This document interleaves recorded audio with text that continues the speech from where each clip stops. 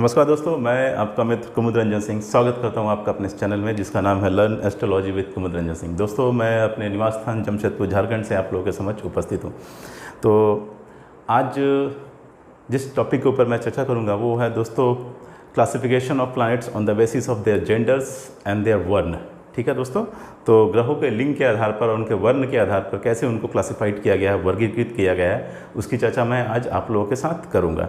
इससे पहले कि मैं अपना ये एपिसोड स्टार्ट करूं दोस्तों, मेरा आप लोगों से निवेदन है कि अगर आप मेरे साथ नए जुड़े हैं तो कृपया मेरे पुराने सभी एपिसोड्स को देखते हुए इस एपिसोड्स में आए ताकि आपको हर चीज़ अच्छे से बारीकी से समझ में आ सके। ठीक है दोस्तों, तो चलिए दोस्तों आज के इस टॉपिक को हम स्टार्ट करते हैं, classification of planets on the basis of their gender and वर्ण। ठीक है, तो देखिए दोस्तों, वैदिक एस्ट्रोलॉजी में टोटल 9 ग्रह हैं जिनको मान्यताएं दी गई है और बताया गया है कि इन 9 ग्रहों का प्रभाव ही है जो पृथ्वी लोक पर रहने वाले सभी जीवों पर पड़ता है। वो 9 ग्रह हैं सूर्य, चंद्रमा, मंगल, बुध, बृहस्पति, शुक्र, शनि, राहु और केतु। इसमें सूर्य, चंद्रमा, मंगल, बुध, बृहस्पति, शुक्र और शनि, ठीक है, ये जो प्लैनेट्स है उनका फिजिकल एग्जिस्टेंस है, भौतिक अस्तित्व है, वे विद्यमान है। ठीक है, लेकिन राहु और केतु क्या है, वो छाया ग्रह हैं, शैडोज़ हैं। इसलिए आज जो मैं चर्चा करूंगा आप लोगों के साथ जो ग्रहों के जेंडर के बारे में, उनके लिंग के बारे में, वो सिर्फ वैसे ग्रहों के बारे में ही करूंगा जिनका अपना कोई भौतिक अस्तित्व हो। ठीक है, तो चलिए दोस्तों, without wasting any time start करते हैं आज के अपने इस लेक्चर को। तो देखिए दोस्तों, जो भौतिक अस्तित्व वाले ग्रह हैं, जो विद्यमान हैं, जिनका अपना अस्तित्व है, मैं उन ग्रहों को यहाँ पे फिर से रिपीट कर दे रहा हूँ। उनका नाम है सूर्य, जिसको इंग्लिश में हम सन बोलते हैं, चंद्रमा जिसको इंग्लिश में हम मून बोलते हैं, मंगल इंग्लिश में इसको मार्स बोलते हैं, बुध इंग्लिश में इसको मरकरी बोलते हैं, बृहस्पति इंग्लिश में इसको जुपिटर बोलेंगे, शुक्र इंग्लिश में इसको बोलेंगे वीनस एंड शनि इंग्लिश में इसको बोलेंगे सैटर्न। तो देखिए दोस्तों, ग्रहों को on the basis of their gender, ठीक है, उनके लिंग के आधार पर 3 भागों में उनको क्लासिफाइड किया गया है, 3 भागों में विभक्त किया गया है, बांटा गया है। नंबर 1 पुरुष, नंबर 2 स्त्री, नंबर 3 नपुंसक।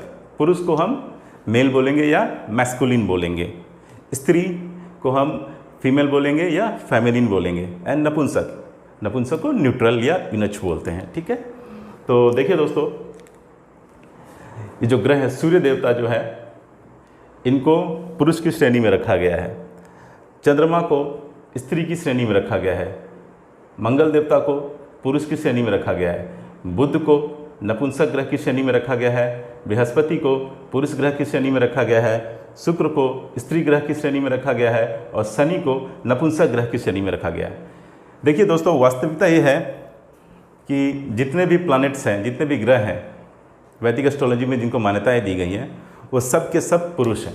इसलिए मैं हमेशा बोलता हूँ सूर्य देव, चंद्र देव, मंगल देव, बुध देव, बृहस्पति देव, शुक्र देव, शनि देव, राहु देव, केतु देव। ठीक है, अगर वो स्त्री हैं तो फिर देवी होना चाहिए। देव क्यों बोलता हूँ मैं, तो अब मैं इस कन्फ्यूज़न को आप लोगों के साथ क्लियर कर दे रहा हूँ, आप लोगों को ये कन्फ्यूज़न से मैं दूर हटा देता हूँ। ठीक है, क्यों मैं ऐसा बोलता हूँ, देखिए सभी ग्रह जो है वास्तविकता में तो वो पुरुष हैं, लेकिन उनके गुणों के आधार पर, उनका जो कैरेक्टरिस्टिक्स है उसके आधार पर इनको विभाजित किया गया है, उनको बांटा गया है गुण के आधार पर, ना कि उनके फिजिकल स्ट्रक्चर, फिजिकल शेप के आधार पर नहीं। जैसे हम मानव में क्या होता है, पुरुष और स्त्री के बीच का जो भेद है, डिफरेंस है, वो आपके फिजिकल स्ट्रक्चर, फिजिकल शेप से क्लियर हो जाता है। लेकिन ग्रहों के केस में उनके फिजिकल स्ट्रक्चर, फिजिकल शेप से कोई लेना देना नहीं है, उनका जो कैरेक्टरिस्टिक्स है, जो गुण है, उसके आधार पर इनको विभक्त किया गया है, बांटा गया है, क्लासीफाइड किया गया है। तो सूर्य जो है, इनका जो गुण है वो पुरुषोचित गुण है। ठीक है, मेल से रिलेटेड गुण है, इसलिए सूर्य को पुरुष की श्रेणी में रखा गया है। चंद्रमा को स्त्रियोचित गुण है, इसलिए उसको स्त्री की श्रेणी में रखा गया है। मंगल पुरुषोचित गुण है, इसलिए उसको पुरुष की श्रेणी में रखा गया है। बुध को नपुंसक की श्रेणी में रखा गया है, न्यूट्रल। बृहस्पति को पुरुषों की श्रेणी में रखा गया है क्योंकि पुरुषोचित गुण है। शुक्र को स्त्रियों की श्रेणी में रखा गया है क्योंकि स्त्रियोचित गुण है, और शनि को नपुंसक की श्रेणी में रखा गया है। तो अब पुरुषोचित गुण क्या होते हैं दोस्तों, तो पुरुषोचित गुण मीन्स हमेशा लड़ने मरने को तैयार, ईगो हाई रहेगा, ठीक है, अभिमान रहेगा, सेल्फ डिपेंडेंट रहेगा, और उसका चाल चलन, ढाल, स्वभाव, व्यवहार जो है वो पुरुषों से मैच करता हुआ रहेगा। अब आप बहुत सारे फीमेल्स को भी देखते होंगे सोसाइटी में, अपने समाज में, अपने आसपास आपने ज़रूर देखा होगा कि उनका पहनावा, उनका सोच, उनका काम करने का तरीका, उनका सोचने का तरीका वो बिल्कुल क्या होता है, पुरुषों से मैच करता है। तो उसको हम क्या बोलते हैं, पुरुषोचित गुण। और वैसे ही आपने समाज में ऐसे पुरुषों को भी देखा होगा जिनका सोचने समझने का तरीका, जिनका स्वभाव, जिनका व्यवहार, जिनका चाल ढाल स्त्रियों से मैच करता है, तो वो क्या हो गया, स्त्रियोचित गुण हो गए। तो ठीक है दोस्तों, अब आपको समझ में आया मैं किसको बोल रहा हूँ पुरुषोचित गुण और किस चीज़ को बोल रहा हूँ स्त्रियोचित गुण। तो ये क्या है आपका, उनका स्वभाव, उनका गुण, उनके गुण और स्वभाव के आधार पर उनको जेंडर अलॉट किया गया है, उनको लिंग के आधार पर बांटा गया है। तो सूर्य में पुरुषोचित गुण दिखेगा, इसलिए पुरुष लिंग में इसको दिया गया है, अलॉट किया गया है, यानी मैस्कुलिन बिहेवियर होगा। चंद्रमा को स्त्री की श्रेणी में रखा गया है, यानी फेमिनिन में रखा गया है, मीन्स फेमिनिन वाला बिहेवियर शो करेंगे। मंगल देवता मैस्कुलिन, पुरुष की श्रेणी में रखा गया तो मैस्कुलिन बिहेवियर शो करेंगे।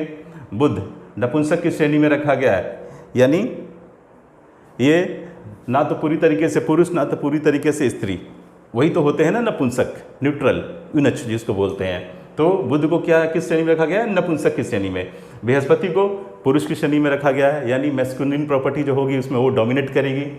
शुक्र को स्त्री की श्रेणी में रखा गया है, यानी फेमिनिन जो प्रॉपर्टी है वो उसमें डोमिनेट करता है। शनि को नपुंसक की श्रेणी में रखा गया है, यानी कि न्यूट्रल। तो देखिए दोस्तों, बुध और शनि इन दोनों को मैंने यहाँ पे लिखा है नपुंसक, यानी कि न्यूट्रल। लेकिन जैसे जैसे हम प्रश्न शास्त्र में जाएंगे आगे और डीप में जाएंगे एस्ट्रोलॉजी में, जब आपको मैं बिल्कुल एडवांस लेवल तक ले जाऊँगा, तो उस समय मैं बुध को और शनि को स्त्री की श्रेणी में रखूँगा। ऐसा क्यों है, तो वो उस समय मैं आपको क्लियर करूँगा, क्योंकि अभी जो है मैं आपको बिल्कुल इसके बेसिक, बिल्कुल इसके फंडामेंटल्स को बता रहा हूँ। अगर मैं उसके एडवांस एस्पेक्ट्स को अभी बता दूंगा तो आप अभी से कंफ्यूज हो जाइएगा। सो स्टेप बाय स्टेप आप आगे बढ़िए, जैसे जैसे जब जिसकी ज़रूरत महसूस होगी मैं उसको आपको बिल्कुल क्रमशः स्टेप बाय स्टेप बताऊँगा, ठीक है। तो फिलहाल के लिए आप इतना जानिए कि बुध को नपुंसक की श्रेणी में रखा गया है और शनि को भी नपुंसक की श्रेणी में रखा गया है। और ये जो ग्रहों को जो जेंडर अलॉट किया गया है, जो लिंग के आधार पर बांटा गया है, वो उनके प्रॉपर्टी, उनके स्वभाव, उनके कैरेक्टरिस्टिक्स के आधार पर बांटा गया है, ना कि उनके फिजिकल स्ट्रक्चर और फिजिकल शेप के आधार पर, जैसा कि हम मानवों में होता है फिजिकल शेप, फिजिकल स्ट्रक्चर के आधार पर। अब आते हैं दोस्तों वर्ण। 4 तरीके के वर्ण होते हैं ऑन द बेसिस ऑफ वर्ण, ठीक है। 4 वर्ण होते हैं जिसमें ग्रहों को क्लासिफाइड किया गया। और 4 वर्ण कौन कौन से हैं, तो ब्राह्मण, क्षत्रिय, वैश्य और शूद्र, ठीक है दोस्तों। ब्राह्मण, क्षत्रिय, वैश्य और शूद्र। अब इसको आप, ये जो वर्ण है इसको आप जाति से रिलेट मत कीजिएगा, ठीक है। इसका कहीं से भी आपके कास्ट से, आपके जाति से कोई लेना देना नहीं है। ये जो वर्ण है ये आपके जाति से इसका कोई लेना देना नहीं है, इसका भी लेना देना आपके गुण से है। इसका भी लेना देना जो है वो आपके गुण से, आपके स्वभाव, आपके प्रवृत्ति से है। तो सूर्य जो है, क्योंकि राजा हैं, ग्रहों के राजा माने जाते हैं, तो राजा का काम क्या होता है, अपने प्रजा की रक्षा करना, अपने देश की सीमाओं की रक्षा करना, प्रशासन को देखना। तो सूर्य क्षत्रिय वर्ग में आए हैं, क्योंकि क्षत्रियों का काम तो वही होता है। चंद्रमा, चंद्रमा जो है उनको वैश्य की श्रेणी में रखा गया है। वैश्य का मतलब क्या होता है, वैश्य का मतलब होता है वाणिज्य को देखना, व्यापार को देखना, बिजनेस को देखना। तो चंद्रमा जो है वो, उनको जो वर्ण अलॉट किया गया है वो है वैश्य। अब वैश्य का काम क्या है, देखिए वो बहुत पोलाइट होता है। वैश्य बिजनेसमैन जो होते हैं वो बहुत पोलाइट होते हैं। वो, उनकी बिहेवियर किसी से मैच करे चाहे नहीं करे, कोई किसी भी जाति का, धर्म का हो, सब उसके लिए एक कस्टमर है। उसके लिए सब के सब एक कस्टमर है। उसको नहीं लेना देना कि वो जो सामने से जो व्यक्ति आ रहा है, उसके शॉप में आ रहा है, दुकान पे आ रहा है, वो किस जाति का है, किस धर्म का है। उसके लिए बस उसका कस्टमर ही सब कुछ है। और वो अपने कस्टमर को देख करके उसके अनुसार ही क्या करता है, अपना बिहेवियर चेंज करता है। जैसा कस्टमर देखता है उसके अनुसार, उसी तरीके से वो अपने कस्टमर से डील करता है। तो चंद्रमा भी क्या होता है, ये पक्ष बली होता है, यानी जैसे शुक्ल पक्ष में जो चंद्रमा होता है, यानी पूर्णिमा का समय का जो चंद्रमा होता है वो क्या होता है, शुभ माना जाता है। और अमावस्या के समय का जो चंद्रमा होता है वो अशुभ माना जाता है। तो इसलिए चंद्रमा को पक्ष बली भी बोलते हैं। और ये क्या होते हैं, अपना नेचर जो होता है इनका, चंद्रमा वैसे भी शीतलता को रिप्रेजेंट करता है, कूल काम को रिप्रेजेंट करता है। तो जो वैश्य हैं वो भी उस प्रॉपर्टी को शो करते हैं, यानी कूल काम, जैसा व्यक्ति वैसा उनके साथ आचरण व्यवहार वो करते हैं। तो इसलिए चंद्रमा को जो वर्ण अलॉट किया गया है वो है वैश्य, जो वाणिज्य देखते हैं, व्यापार देखते हैं, बिजनेस देखते हैं। अब दोस्तों मंगल को वैदिक एस्ट्रोलॉजी में सेनापति का दर्जा मिला, या कमांडर। कमांडर क्या हो गया? जो फ्रंट में जाकर के लड़ाई करे, वार वगैरह में हिस्सा ले, युद्ध में हिस्सा ले, सेनापति। तो ये तो क्षत्रियों का ही काम है। तो मंगल को भी क्या किया गया है? आपके क्षत्रिय की श्रेणी में रखा गया है। उसके बाद आते हैं बुध, इनको भी क्या किया गया है? वैश्य की श्रेणी में, यानी बिजनेसमैन की श्रेणी में रखा गया है। ये भी अपना शुभ ग्रह के साथ बैठते हैं तो शुभ हो जाते हैं, अशुभ ग्रह के साथ बैठते हैं तो अशुभ हो जाते हैं। इनका भी जो नेचर है वो चेंज होता रहता है, प्रॉपर्टी थोड़ा चेंज होता रहता है बिजनेसमैन की तरह। कस्टमर देखे तो ऐसा कस्टमर है तो उसके साथ ऐसे डील करेंगे, ऐसा कस्टमर है, दूसरे टाइप का कस्टमर है तो उसके साथ ऐसा डील करेंगे, साथ में बच्चा हो तो उसके साथ ऐसा डील करेंगे। आप देखते होंगे ना, कभी कभी आप किसी ज्वेलरी के शॉप में चल जाइए, ठीक है, तो आप देखेंगे अगर आपके साथ कोई छोटा बच्चा गया है ना, तो वो क्या करेंगे, जो ज्वेलरी का जो शॉप का जो ऑनर है वो बच्चे को कभी कोल्ड ड्रिंक दे देंगे, आइसक्रीम दे देंगे, आपको पूछेंगे चाय चाहिए, कॉफ़ी चाहिए, क्योंकि वहाँ पे तो डील बड़ी बड़ी होती है ना। तो छोटे मोटे चाय, कॉफ़ी, आइसक्रीम और कोल्ड ड्रिंक का कोई पैसे का कोई वहाँ पे कोई बहुत ज़्यादा मैटर करता नहीं है, ठीक है। एक अगर उसने ज्वेलरी की एक पीस भी बेच दी तो बहुत प्रॉफिट हो गया उसे। तो वो क्या करता है, अपना नेचर चेंज करता है। बच्चा को देखा साथ में तो थोड़ा सा अलग तरीके का बिहेव करेगा, हस्बैंड वाइफ को देखा तो फिर थोड़ा अलग से बिहेव करेगा। आदमी के अनुसार वो अपना नेचर, बिहेवियर जो होता है चेंज करते रहता है। तो बुध जो होता है उनकी प्रॉपर्टी कुछ वैसे ही है, शुभ ग्रह के साथ शुभ, अशुभ ग्रह के साथ अशुभ हो जाते हैं, चेंजेस होते हैं, मोल्ड होते हैं। इसलिए बुध को भी वैश्य की श्रेणी में, यानी बिजनेसमैन की श्रेणी में रखा गया है। इसलिए कोई अगर बिजनेसमैन अच्छा है तो आप देखिएगा कहीं ना कहीं उसकी कुंडली में बुध जो होगा वेल प्लेस्ड होगा, अच्छा होगा। अदरवाइज ये बिजनेस के, व्यापार के कारक हैं।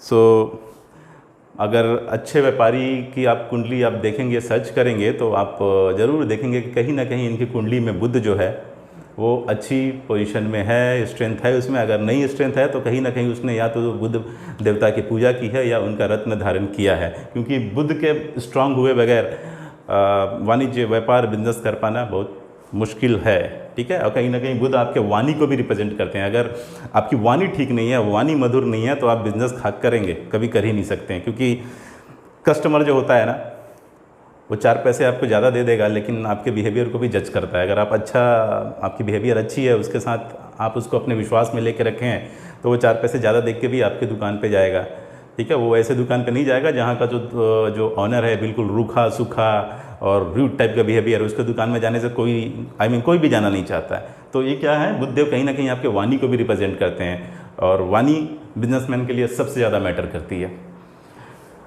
दोस्तों बृहस्पति, जुपिटर, इनको देव गुरु कहा जाता है।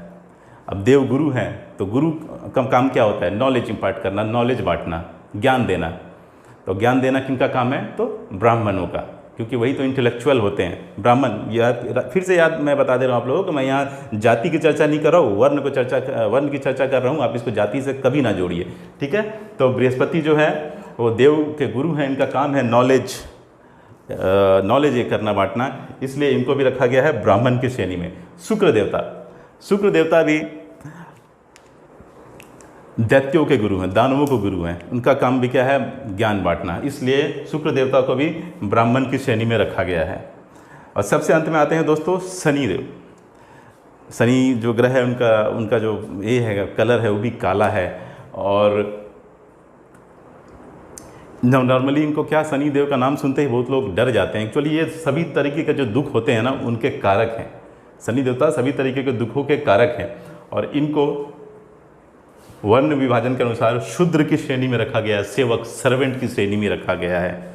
शनि देवता को सर्वेंट की श्रेणी में, सेवक की श्रेणी में रखा गया है। तो इन 4 जो विभाजन है on the basis of the वर्ण, जो ग्रहों का, प्लैनेट्स का, उसमें ब्राह्मण जो है सर्वश्रेष्ठ है, उसके बाद क्षत्रिय, उसके बाद वैश्य, उसके बाद शूद्र।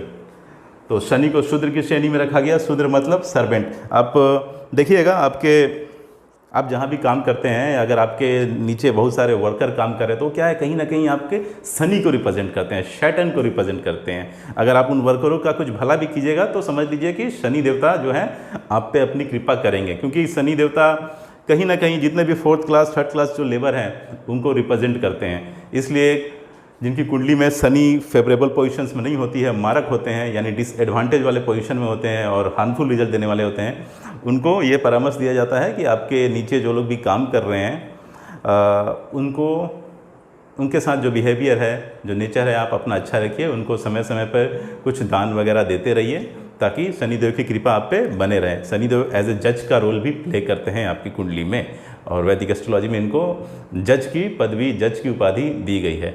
तो मैं एक बार फिर से आप लोगों को क्लियर कर दे रहा हूँ दोस्तों कि मैंने जो आज आपको बताया जो टॉपिक, वो है gender of the planet on the, I mean classification of the planets on the basis of their gender and वर्ण। ग्रहों का वर्गीकरण उनके लिंग के आधार पर और वर्ण के आधार पर।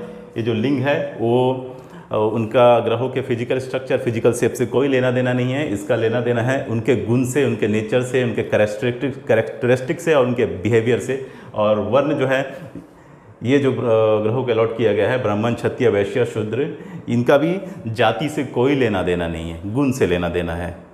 तो मैं उम्मीद करता हूं दोस्तों कि मैंने आज आपके साथ जो भी अपनी नॉलेज शेयर की वो आप लोगों को समझ में ज़रूर आई होगी। और इसके बाद भी अगर कोई कन्फ्यूज़न हो, कोई क्वेरी हो, तो आप कमेंट सेक्शन में आके कमेंट कर सकते हैं। मैं कोशिश करूँगा कि उसका जवाब ज़रूर दूँ आप लोगों को। तो ठीक है दोस्तों, मिलते हैं अगले एपिसोड में। तब तक के लिए नमस्कार, जय श्री कृष्णा, जय हिंद।